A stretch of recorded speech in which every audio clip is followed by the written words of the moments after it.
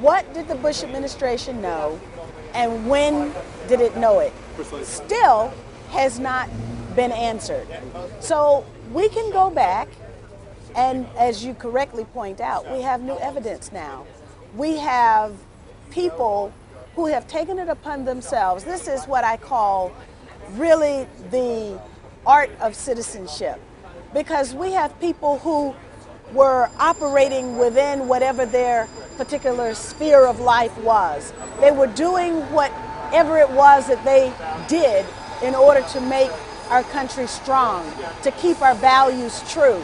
And then when they saw crimes against our Constitution, crimes against the very people who elected that government without any kind of accountability whatsoever, crimes committed with impunity, they decided to leave from their point of comfort and get to the truth. And that's why we have a 911 Truth organization, a 911 Truth community that exists in all of the 50 states. The 911 Truth community exists all over the world.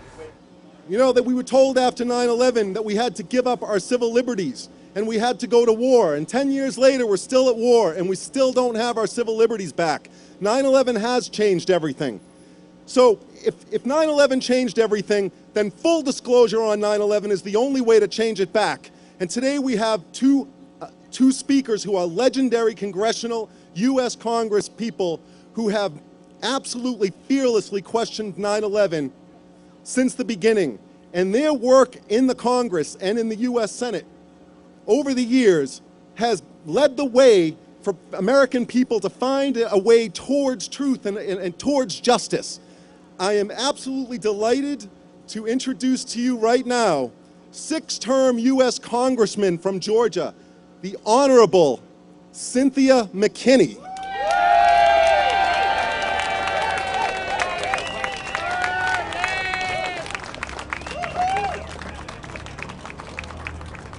Well, thank you, Massachusetts. And thank you to all of the patriots here who believe in truth and dignity and peace and human rights for everyone. There was a time when we had a president who tried to put us on the path of peace. And in fact, he asked, what kind of peace do we want? What kind of peace am I talking about?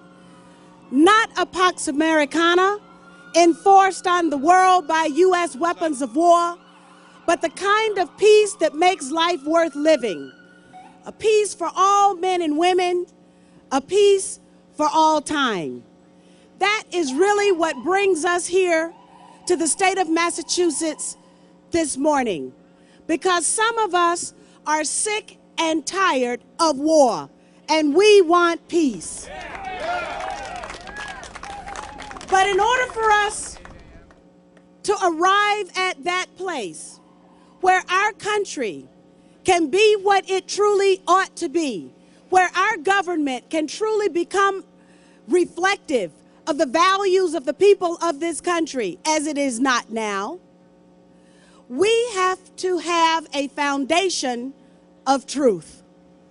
What is it that causes our country to be at war now, according to our former Vice President Dick Cheney, for the next generation? Our previous Vice President told us that there were 60 countries against which the United States, the people of the United States, must be prepared to wage war. Our previous administration told us that the culprits against whom we had to fight were an organization called Al-Qaeda. Our current president has now, in the country of Libya, allied our government and our war machine with Al-Qaeda. What is the world coming to? What has our country come to? We expect more of our country, and we want our country to become a partner in the global community. We want peace. In order to have peace, we must have truth. Truth about what we all saw on September 11th. I was there in Washington, D.C. We all witnessed on television a tragic event. I just spent the weekend in the home of a family who is suffering the health effects from the dust that was spread all over Manhattan. Unsung, unnamed heroes of a tremendous tragedy. The sad fact of the matter, though, is that from President Bush to Prime Minister Howard to Prime Minister Blair to President Obama, the global war of which our country has become involved has its antecedents in what happened on September 11th.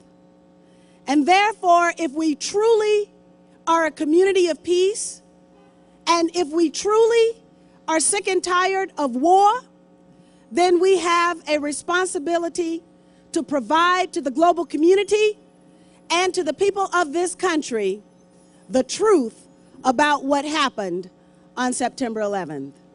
That is why I am proud of the people who have come together in organizations like We Are Change to demand answers of people who were in responsible positions at the time that decided to take our country to war on a foundation that was less than truthful. Therefore, we have come here to Massachusetts to give the people of Massachusetts the opportunity to provide something to the entire global community that we do not have yet. And that is an independent, transparent investigation of what happened on September 11th.